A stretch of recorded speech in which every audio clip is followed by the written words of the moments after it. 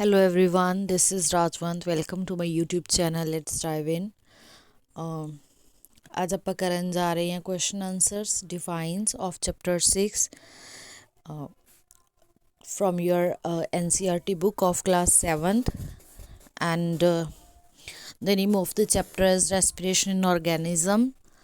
ਇਹਦੇ ਨਾਲ ਦੀ ਵੀਡੀਓ ਜਿਹੜੀ ਆ ਇਸ ਤੋਂ ਪਹਿਲਾਂ ਮੈਂ ਅਪਲੋਡ ਕਰ ਚੁੱਕੀ ਹਾਂ। ਜਿਹੜੇ ਬੱਚਿਆਂ ਨੇ ਵੀਡੀਓ ਨਹੀਂ ਦੇਖੀ ਉਹ ਜਾ ਕੇ ਮੇਰੀ ਜਿਹੜੀ ਪ੍ਰੀਵੀਅਸ ਵੀਡੀਓ ਹੈ ਰੈਸਪੀਰੇਸ਼ਨ ਇਨ ਆਰਗੈਨਿਜ਼ਮ ਫੁੱਲ ਚੈਪਟਰ ਦੀ ਉਹ ਜਾ ਕੇ ਤੁਸੀਂ ਦੇਖ ਸਕਦੇ ਹੋ, ਕਰ ਸਕਦੇ ਹੋ। ਉਹਦੇ ਤੋਂ ਜੋ ਵੀ ਚੈਪਟਰ ਦੇ ਅਕੋਰਡਿੰਗ ਉਹ ਸਾਰੀ ਵੀਡੀਓ ਆ, ਤੁਸੀਂ ਉਹਨੂੰ ਜਾ ਕੇ ਸੁਣ ਸਕਦੇ ਹੋ, ਦੇਖ ਸਕਦੇ ਹੋ। Now let's do defines. Define the following terms. First is respiration.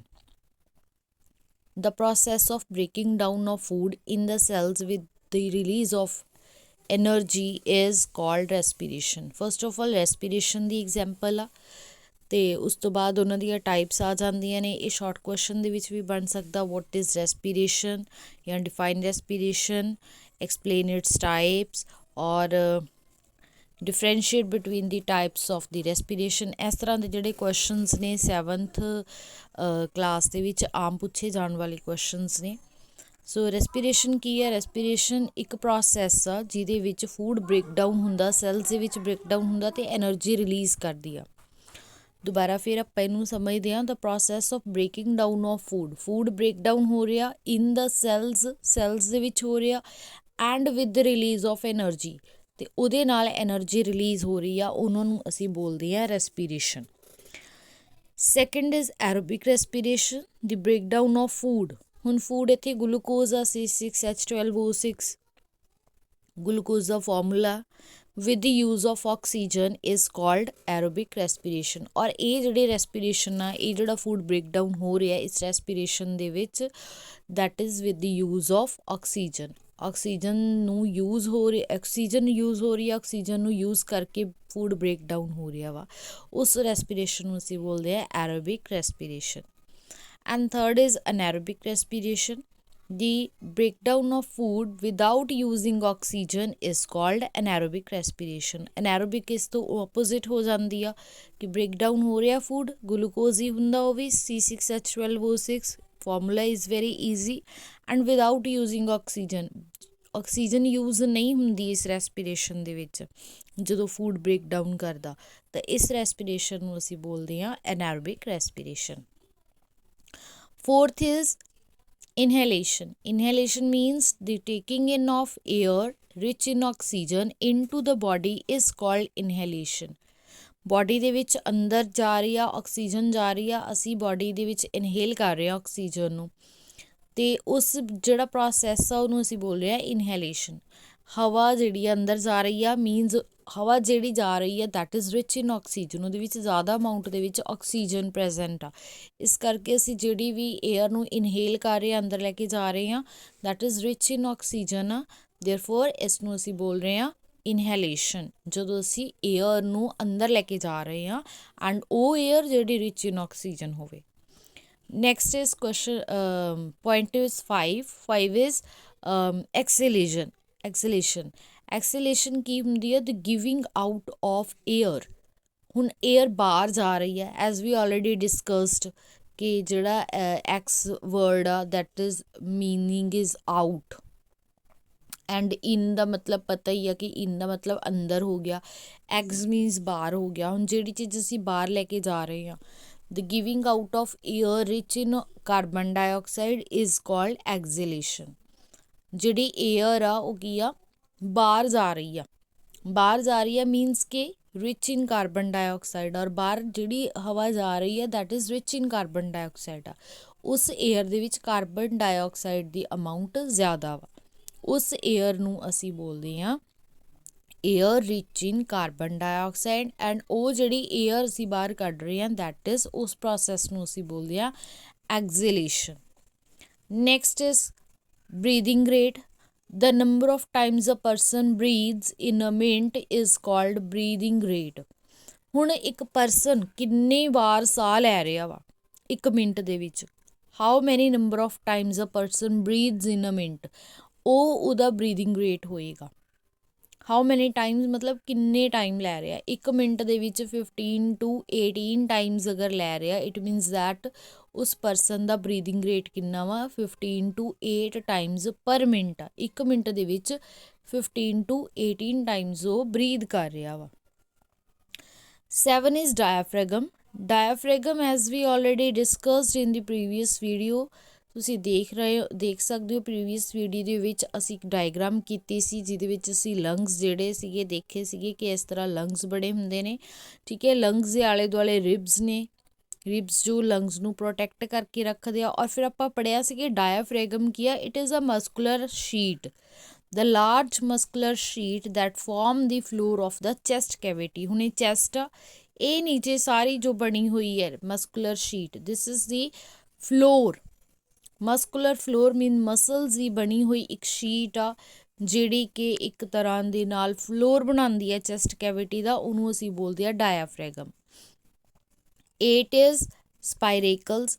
ਸਪਾਇਰੇਕਲਸ ਕੀ ਨੇ, ਸਮੋਲ ਓਪਨਿੰਗਸ ਨੇ, small openings on the sides of the bodies of the insect. ਹੁਣ ਇੱਥੇ ਇਨਸੈਕਟ, ਜਿਸ ਇਨਸੈਕਟ ਦੀ ਅਸੀਂ ਗੱਲ ਕਰ ਰਹੇ ਹਾਂ ਉਹ ਅਸੀਂ ਬੁੱਕ ਵਿੱਚ ਵੀ ਪੜ੍ਹਿਆ ਸੀ, that is the cockroach. Cockroach ਦੀ ਗੱਲ ਕਰ ਰਹੇ ਹਾਂ ਇੱਥੇ। ਜਿਹੜਾ ਕਾਕਰੋਚ ਆ ਉਹਦੀ ਬਾਡੀ ਦੇ ਉੱਪਰ ਇੱਕ ਸਮੋਲ ਓਪਨਿੰਗਸ ਹੁੰਦੀਆਂ ਨੇ ਜਿਹਦੇ ਥਰੂ ਉਹ ਕੀ ਕਰਦੇ ਨੇ, ਗੈਸਿਸ ਨੂੰ ਐਕਸਚੇਂਜ ਕਰਦੇ ਨੇ, ਗੈਸਿਸ ਨੂੰ ਅੰਦਰ ਬਾਹਰ ਲੈ ਕੇ ਜਾਂਦੇ ਨੇ ਜਦੋਂ ਉਹ ਰੈਸਪਾਇਰ ਕਰਦੇ ਨੇ ਇਨਸੈਕਟਸ। ਤਾਂ ਕਾਕਰੋਚ ਦੀ ਬਾਡੀ ਦੇ ਉੱਪਰ ਸਮੋਲ ਓਪਨਿੰਗਸ ਨੇ ਜਿਨ੍ਹਾਂ ਨੂੰ ਅਸੀਂ ਕਹਿ ਰਹੇ ਹਾਂ ਸਪਾਇਰੇਕਲਸ। 9th is tracheae, the network of air tubes। ਹੁਣ ਸਪਾਇਰੇਕਲਸ ਕੀ ਆ, ਸਪਾਇਰੇਕਲ ਹੈ ਇੱਕ ਤਰ੍ਹਾਂ ਦੀਆਂ ਓਪਨਿੰਗਸ। ਹੁਣ ਓਪਨਿੰਗਸ ਤੋਂ ਬਾਅਦ ਏਅਰ ਕਿੱਥੇ ਜਾਂਦੀ ਆ, ਏਅਰ ਜਾਏਗੀ ਟ੍ਰੇਕੀਆਈ ਦੇ ਅੰਦਰ, ਟ੍ਰੇਕੀਆ ਦੇ ਅੰਦਰ ਏਅਰ ਜਾ ਰਹੀ ਆ। And what is trachea, trachea is the network of air tubes. ਬਹੁਤ ਸਾਰੀਆਂ ਅੰਦਰ ਉਹਨਾਂ ਦੇ ਏਅਰ ਟਿਊਬਸ ਦਾ ਨੈਟਵਰਕ ਆ ਜਿਹੜੀਆਂ ਕਿ ਗੈਸਿਸ ਨੂੰ ਐਕਸਚੇਂਜ ਕਰਦੀਆਂ ਨੇ। Insects are called tracheae. Cockroach ਦੀ ਬਾਡੀ ਦੇ ਬਾਹਰ ਸਮੋਲ ਓਪਨਿੰਗਸ ਨੇ ਜਿਨ੍ਹਾਂ ਨੂੰ ਅਸੀਂ ਸਪਾਇਰੇਕਲਸ ਕਹਿੰਦੇ ਹਾਂ। ਦੈਨ ਅਗੇਨ ਉਹ ਸਪਾਇਰੇਕਲਸ ਜਾ ਕੇ ਟ੍ਰੇਕੀਆ ਦੇ ਨਾਲ ਕਨੈਕਟ ਕਰਦੀਆਂ ਜਿਹਦੇ ਥਰੂ ਗੈਸਿਸ ਐਕਸਚੇਂਜ ਹੁੰਦੀਆਂ ਨੇ। ਐਂਡ ਉਹਨਾਂ ਹੀ ਸਪਾਇਰੇਕਲਸ ਦੇ ਥਰੂ ਅਗੇਨ ਉਹ ਗੈਸਿਸ ਆਊਟ ਕਰਦੇ ਆ ਅਤੇ ਇਨ ਕਰਦੇ ਆ। ਅਤੇ ਅੰਦਰ ਜਿੱਦਾਂ ਸਾਡੇ ਜਾ ਕੇ ਲੰਗਸ ਦੇ ਵਿੱਚ ਜਾ ਕੇ ਸਾਡੇ ਗੈਸ ਜਿਹੜੀਆਂ ਆਪਣੀ ਏਅਰ ਆ ਉਹ ਭਰ ਜਾਂਦੀ ਆ, ਤਾਂ ਇਸੇ ਤਰ੍ਹਾਂ ਉਹਨਾਂ ਦੀ ਬਾਡੀ ਦੇ ਵਿੱਚ ਸਪਾਇਰੇਕਲਸ ਤੋਂ ਬਾਅਦ ਟ੍ਰੇਕੀਆ ਦੇ ਵਿੱਚ ਜਾਂਦੀ ਆ। Question number 2, why does an athlete breathe faster and deeper than usual after finishing the race? ਕੋਈ ਵੀ ਇੱਕ ਐਥਲੀਟ ਆ ਜਦੋਂ ਫਾਸਟ ਮੂਵ ਕਰ ਰਿਹਾ ਜਾਂ ਰਨ ਕਰ ਰਿਹਾ ਤਾਂ ਉਹ ਬਰੀਥ ਕਿਉਂ ਕਰਦਾ ਇੰਨਾ ਜ਼ਿਆਦਾ ਫਾਸਟ, ਔਰ ਡੀਪਰ ਬਰੀਦਿੰਗ ਉਹਦੀ ਕਿਉਂ ਚੱਲਦੀ ਆ as usual than usual after finishing the race. ਜਦੋਂ ਰੇਸ ਫਿਨਿਸ਼ ਕਰ ਲੈਂਦਾ ਉਹ, ਉਸ ਤੋਂ ਬਾਅਦ ਉਹਦੀ ਜਿਹੜੀ ਬਰੀਦਿੰਗ ਆ ਉਹ ਫਾਸਟਰ ਅਤੇ ਡੀਪਰ ਕਿਉਂ ਹੋ ਜਾਂਦੀ ਆ। ਵੈਨ ਐਨ ਐਥਲੀਟ ਰਨਸ ਅ ਰੇਸ ਹਿਜ਼ ਬਾਡੀ ਨੀਡਸ ਮੋਰ ਐਨਰਜੀ। ਜਦੋਂ ਰੇਸ ਨੂੰ ਲਗਾ ਰਿਹਾ, ਰੇਸ ਕਰ ਰਿਹਾ ਉਹ ਹੈ ਨਾ, ਭੱਜ ਰਿਹਾ, ਰਨ ਕਰ ਰਿਹਾ ਵਾ, ਰਨਿੰਗ ਕਰ ਰਿਹਾ ਵਾ, ਤਾਂ ਉਹਦੀ ਬਾਡੀ ਨੂੰ ਜ਼ਿਆਦਾ ਐਨਰਜੀ ਦੀ ਜ਼ਰੂਰਤ ਹੁੰਦੀ ਆ। ਮੋਰ ਐਨਰਜੀ ਹੀ ਨੀਡਸ, ਉਹਦੀ ਬਾਡੀ ਜ਼ਿਆਦਾ ਐਨਰਜੀ ਨੂੰ ਡਿਮਾਂਡ ਕਰਦੀ ਆ। In order to get energy, ਅਤੇ ਉਸ ਐਨਰਜੀ ਨੂੰ ਫੁੱਲਫਿਲ ਕਰਨ ਦੇ ਲਈ, ਉਸ ਐਨਰਜੀ ਨੂੰ ਮੀਟ ਕਰਨ ਦੇ ਲਈ ਐਥਲੀਟ ਜ਼ਿਆਦਾ ਬਰੀਦ ਕਰਦਾ, ਫਾਸਟ ਬਰੀਦ ਕਰਦਾ ਔਰ ਡੀਪਰ ਬਰੀਦ ਕਰਦਾ ਵਾ। Question number 3, list the similarities and differences between aerobic and anaerobic respiration। ਹੁਣ ਇਹਨਾਂ ਦੀਆਂ ਸਿਮਿਲੈਰਿਟੀਜ਼ ਕੀ ਨੇ ਦੋਨਾਂ ਦੇ ਵਿੱਚ, ਐਰੋਬਿਕ ਔਰ ਅਨੈਰੋਬਿਕ ਦੇ ਵਿੱਚ। ਜਿੱਦਾਂ ਮੈਂ ਤੁਹਾਨੂੰ ਕਿਹਾ ਸੀ ਕਿ ਇਹਨਾਂ ਦੇ ਵਿੱਚ ਡਿਫਰੈਂਸ਼ੀਏਟ ਕਰਨਾ ਵੀ ਆ ਜਾਂਦਾ ਵਾ, ਜਿਵੇਂ ਕਿ ਆ ਦੇਖੋ ਡਿਫਰੈਂਸਿਸ ਵੀ ਹੈਗੇ ਆਪਣੇ ਕੋਲ ਕਿ ਇਹਨਾਂ ਦਾ ਡਿਫਰੈਂਸ ਕੀ ਆ, ਔਰ ਇਹਨਾਂ ਦੀ ਸਿਮਿਲੈਰਿਟੀ ਵੀ ਆ ਜਾਂਦੀ ਆ ਵੀ ਦੋਨਾਂ ਦੇ ਵਿੱਚ ਕੀ ਫਰਕ ਆ ਅਤੇ ਦੋਨਾਂ ਦੇ ਵਿੱਚ ਕਿਹੜੀ ਚੀਜ਼ ਸੇਮ ਆ। ਸੋ ਸੇਮ ਇਹਨਾਂ ਦੇ ਵਿੱਚ ਕੀ ਚੀਜ਼ ਆ, ਇਹ ਕਿ ਦੋਨੋਂ ਹੀ ਜਿਹੜੇ ਨੇ ਰੈਸਪੀਰੇਸ਼ਨ ਦੇ ਵਿੱਚ ਬ੍ਰੇਕਡਾਊਨ ਤਾਂ ਹੋਏਗਾ ਹੀ ਹੋਏਗਾ, ਫੂਡ ਬ੍ਰੇਕਡਾਊਨ ਕਰੇਗਾ ਹੀ ਕਰੇਗਾ, ਐਨਰਜੀ ਰਿਲੀਜ਼ ਹੋਏਗੀ ਹੀ ਹੋਏਗੀ। ਤਾਂ ਇਹ ਦੋਨਾਂ ਦੇ ਵਿੱਚ ਸਿਮਿਲੈਰਿਟੀ ਆ। Let's read, in both aerobic and anaerobic respiration breakdown of food glucose, bracket ਵਿੱਚ ਅਸੀਂ ਗਲੂਕੋਜ਼ ਇਸ ਲਈ ਲਿਖਦੇ ਆ ਕਿਉਂਕਿ ਫੂਡ ਜਿਹੜਾ ਪਹਿਲਾਂ ਬ੍ਰੇਕਡਾਊਨ ਹੁੰਦਾ ਗਲੂਕੋਜ਼ ਦੇ ਵਿੱਚ, ਤੇ ਗਲੂਕੋਜ਼ ਤਾਂ ਇਨਸਟੈਂਟ ਇੱਕਦਮ ਐਨਰਜੀ ਦੇਗਾ ਹੀ ਦੇਗਾ। And breakdown of food takes place and energy is released. ਇਹ ਸਿੰਪਲ ਜੀ ਗੱਲ ਆ। ਉਸ ਤੋਂ ਬਾਅਦ ਆ ਗਿਆ ਡਿਫਰੈਂਸਿਸ। ਇਹਨਾਂ ਦੇ ਵਿੱਚ ਡਿਫਰੈਂਸ ਕੀ ਆ, ਦੋਨਾਂ ਦੇ ਵਿੱਚ ਕੀ ਫ਼ਰਕ ਆ, ਐਰੋਬਿਕ ਕਿਹੜੀ ਚੀਜ਼ ਲਈ ਲੈ ਕੇ ਆਪਣੇ ਆਪ ਨੂੰ ਡਿਫਰ ਕਰਦਾ ਐਨਐਰੋਬਿਕ ਦੇ ਨਾਲੋਂ। In aerobic respiration food breaks down in the presence of oxygen. ਅਗਰ ਬੇਟਾ ਲਾਈਨ ਲਗਾ ਕੇ ਕਰਨਾ ਹੋਇਆ ਆਪਾਂ ਉਹ ਵੀ ਕਰ ਸਕਦੇ ਹਾਂ। ਇੱਕ ਪਾਸੇ ਆਪਾਂ ਐਰੋਬਿਕ ਦੀ ਗੱਲ ਕਰ ਸਕਦੇ ਹਾਂ ਔਰ ਦੂਜੇ ਪਾਸੇ ਅਸੀਂ ਅਨਐਰੋਬਿਕ ਦੀ ਗੱਲ ਕਰ ਰਹੇ ਹਾਂ। ਠੀਕ ਹੈ, ਐਰੋਬਿਕ ਦੇ ਵਿੱਚ ਆਕਸੀਜਨ ਚਾਹੀਦੀ ਹੁੰਦੀ ਹੈ ਤੇ ਅਨਐਰੋਬਿਕ ਦੇ ਵਿੱਚ ਆਕਸੀਜਨ ਪ੍ਰੈਜ਼ੈਂਟ ਨਹੀਂ ਹੁੰਦੀ।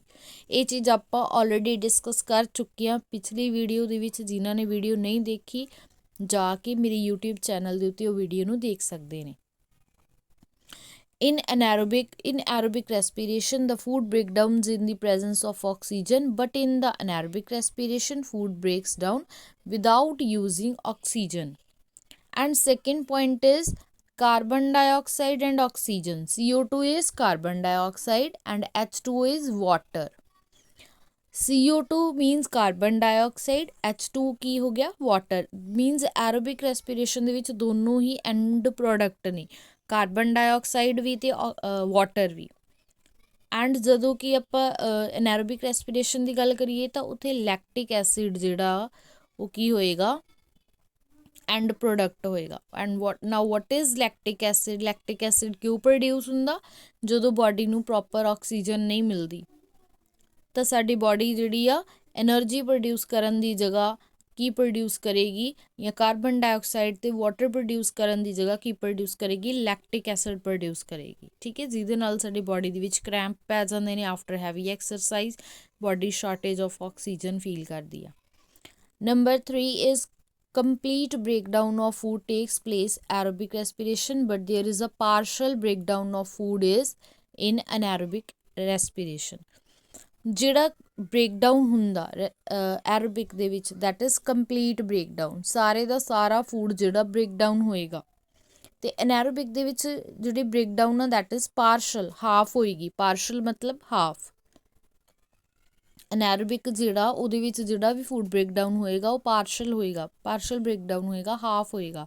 ਠੀਕ ਹੈ, ਦਿਸ ਇਜ਼ ਦੀ ਸਾਇੰਟੀਫਿਕ ਟਰਮਸ ਕਿ ਕੁਛ ਇਹਨਾਂ ਨੂੰ ਅਸੀਂ ਹਾਫ ਨਹੀਂ ਲਿਖ ਸਕਦੇ, ਇੱਥੇ ਅਸੀਂ ਪਾਰਸ਼ਲ ਵਰਡ ਹੀ ਯੂਜ਼ ਕਰਾਂਗੇ ਕਿਉਂਕਿ ਕੁਛ ਸਾਇੰਸ ਦੀਆਂ ਟਰਮਸ ਹੁੰਦੀਆਂ ਨੇ।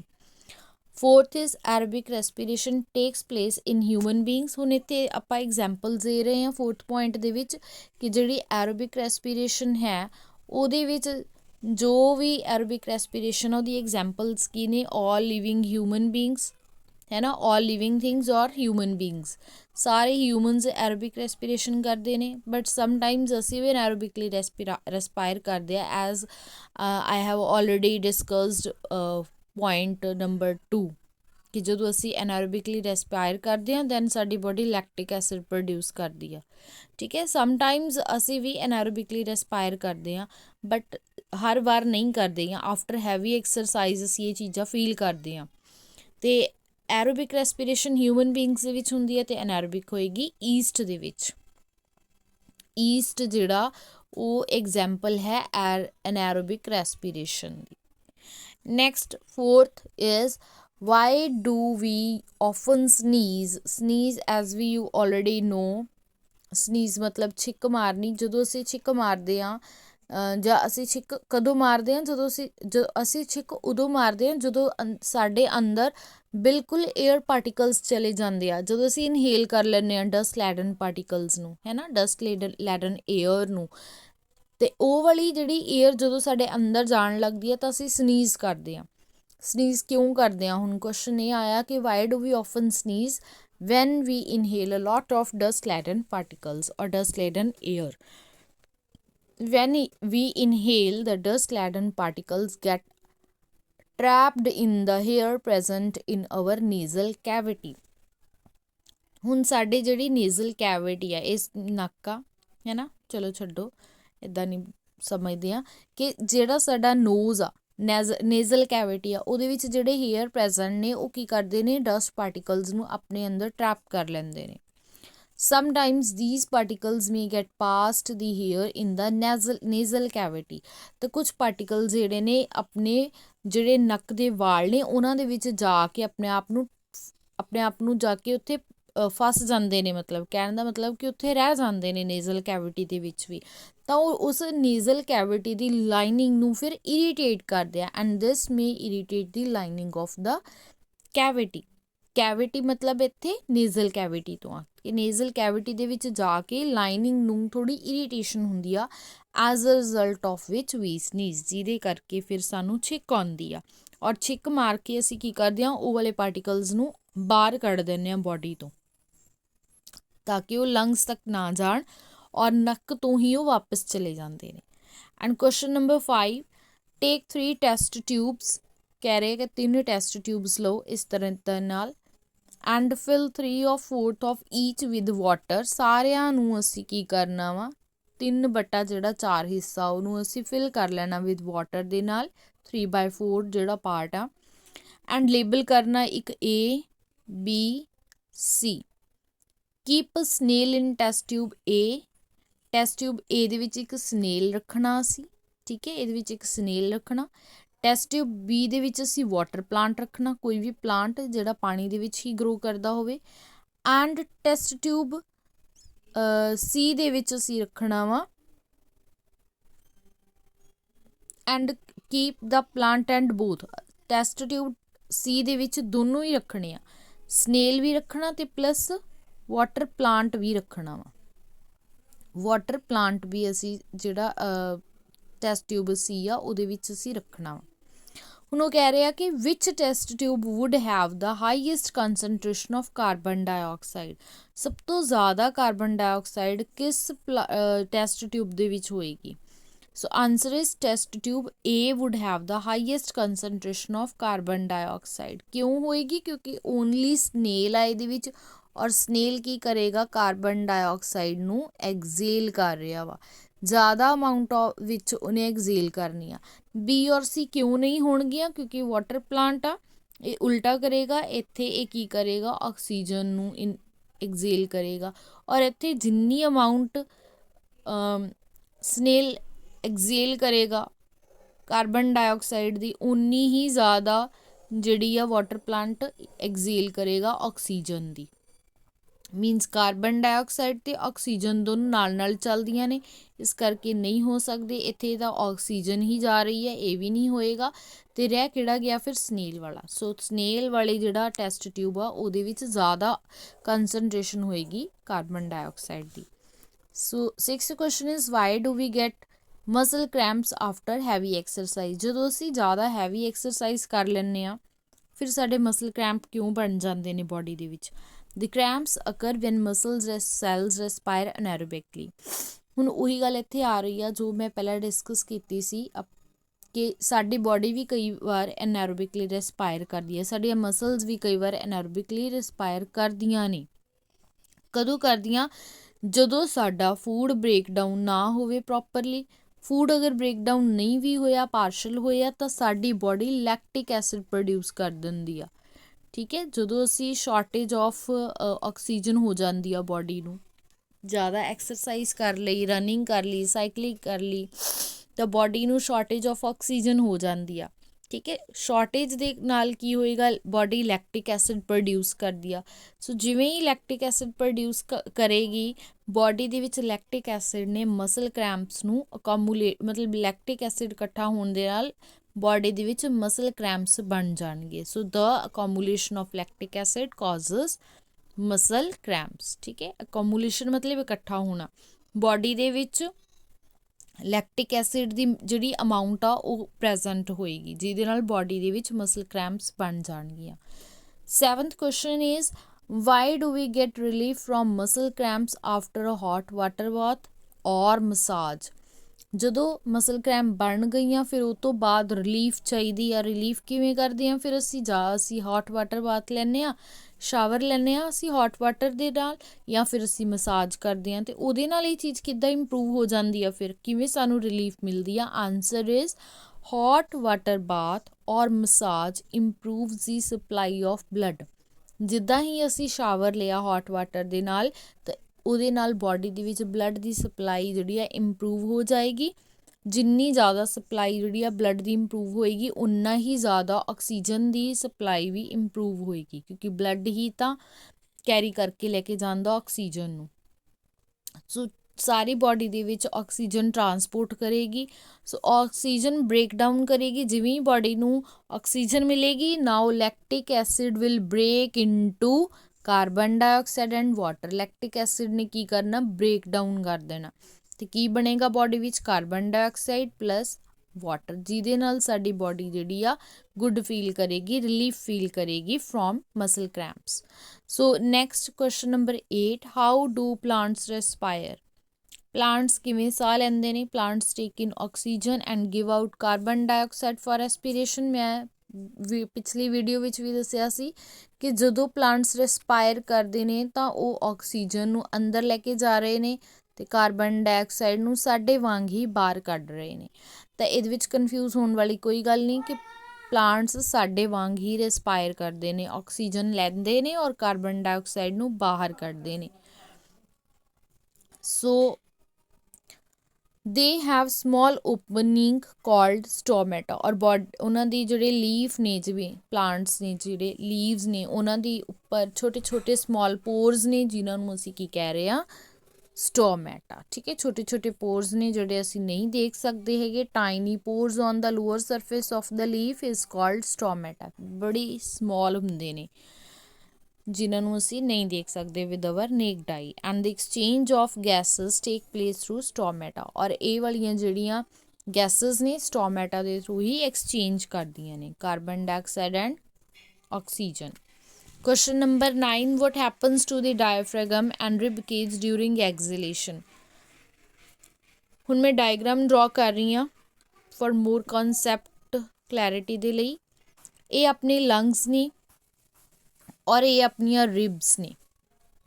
ਕੁਐਸਚਨ ਦੇ ਵਿੱਚ ਪੁੱਛਿਆ ਗਿਆ ਕਿ ਇਹ ਜਿਹੜਾ ਸਾਡਾ ਡਾਇਆਫ੍ਰੈਗਮ ਆ ਇਹਨੂੰ ਕੀ ਹੁੰਦਾ, ਔਰ ਇਹ ਜਿਹੜੀਆਂ ਸਾਡੀਆਂ ਰਿਬਸ ਨੇ, ਰਿਬਕੇਜ ਆ, ਇਹਨੂੰ ਕੀ ਹੁੰਦਾ ਜਦੋਂ ਅਸੀਂ ਕਾਰਬਨ ਡਾਈਆਕਸਾਈਡ ਆਊਟ ਕਰਦੇ ਹਾਂ, ਬਾਹਰ ਕੱਢਦੇ ਹਾਂ। ਐਕਸਲੇਸ਼ਨ ਦਾ ਮਤਲਬ ਹੀ ਇਹੀ ਪੜ੍ਹਿਆ ਸੀ ਅਸੀਂ ਡਿਫਾਈਨ ਦੇ ਵਿੱਚ, the giving out of air rich in carbon dioxide is called acceleration.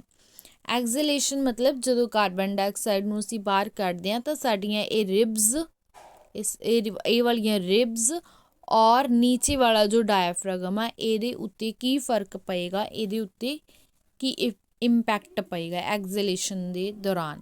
So during acceleration the ਰਿਬਸ move ਡਾਊਨਵਰਡਸ। ਠੀਕ ਹੈ, ਰਿਬਸ ਜਿਹੜੀਆਂ ਨੇ ਉਹ ਨੀਚੇ ਦੀ ਤਰਫ ਜਾਣਗੀਆਂ ਔਰ ਅੰਦਰ ਦੀ ਤਰਫ ਜਾਣਗੀਆਂ, while diaphragm move to its former position. Former ਮਤਲਬ ਆਪਣੀ ਓਰੀਜਨਲ ਪੋਜੀਸ਼ਨ ਦੇ ਵਿੱਚ ਆ ਜਾਏਗਾ। ਫਾਰਮਰ ਮਤਲਬ ਓਰੀਜਨਲ ਪੋਜੀਸ਼ਨ,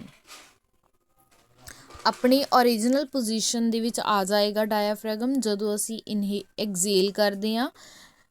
ਐਕਸੇਲ ਦੇ ਦੌਰਾਨ ਰਿਬਸ ਮੂਵ ਕਰਦੀਆਂ ਡਾਊਨਵਰਡਸ ਤੇ ਇਨਵਰਡਸ, ਸਾਹ ਬਾਹਰ ਜਾਏਗਾ, ਰਿਬਸ ਵੀ ਕੀ ਹੋਣਗੀਆਂ, ਡਾਊਨਵਰਡ ਜਾਣਗੀਆਂ ਤੇ ਇਨਵਰਡਸ ਜਾਣਗੀਆਂ, ਤੇ ਡਾਇਆਫ੍ਰੈਗਮ ਜਿਹੜਾ ਆਪਣੀ ਪਹਿਲਾਂ ਵਾਲੀ ਪੋਜੀਸ਼ਨ ਦੇ ਵਿੱਚ ਹੀ ਆਏਗਾ, ਆਪਣੀ ਚੈਸਟ ਕੈਵਿਟੀ ਦੀ ਸਾਈਜ਼ ਨੂੰ ਘੱਟ ਕਰੇਗਾ ਤੇ ਏਅਰ ਜਿਹੜੀ ਆ ਲੰਗਸ ਤੋਂ ਬਾਹਰ ਚਲੀ ਜਾਏਗੀ।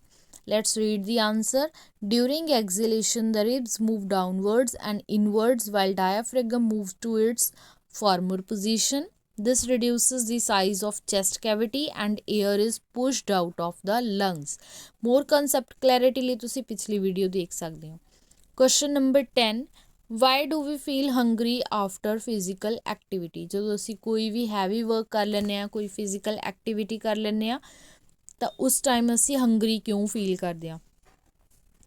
After physical activity we take deep breaths and inhale more oxygen. ਜਦੋਂ ਅਸੀਂ ਕੋਈ ਵੀ ਫਿਜ਼ੀਕਲ ਐਕਟੀਵਿਟੀ ਕਰਦੇ ਹਾਂ, ਕੋਈ ਸਰੀਰਕ ਕਸਰਤ ਕਰਦੇ ਹਾਂ, ਆਪਾਂ ਐਕਸਰਸਾਈਜ਼ ਕਰਦੇ ਹਾਂ, ਸਾਨੂੰ ਬੜੇ ਡੂੰਘੇ ਡੂੰਘੇ ਸਾਹ ਲੈਂਦੇ ਹਾਂ। ਅਸੀਂ ਕਿਉਂ ਲੈਂਦੇ ਹਾਂ? ਤਾਂ ਕਿ ਅਸੀਂ ਮੋਰ ਆਕਸੀਜਨ ਇਨਹੇਲ ਕਰੀਏ। As a result more oxygen is supply to our cells.